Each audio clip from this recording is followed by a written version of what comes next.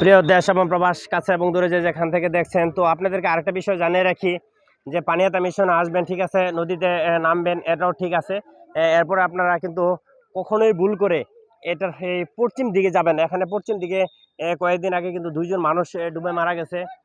সেজন্য আমি বিনয়ের সহিত আহ্বান জানাবো, আপনারা কখনোই এই পশ্চিমে এদিক দিয়ে কিন্তু এই যে পশ্চিমে একটা পুর রয়েছে, সেখানে দুইজন যুবক কিন্তু মারা গেছে। আপনার এর মধ্যে বিভিন্ন মিডিয়াতে বিভিন্ন জায়গায় দেখেছেন। তো আপনারা যখনই আসবেন ভালো কথা এনজয় করবেন, কিন্তু আপনারা কখনোই এই ওই ওই ওই নামার যে জায়গাটা এখান থেকে ২-৩০০ গজ পশ্চিমে, সেখানে কিন্তু দুইজন মানুষ ইতিমধ্যেই গত ২-৩ মাস আগে পানিতে ডুবে মারা গেছে।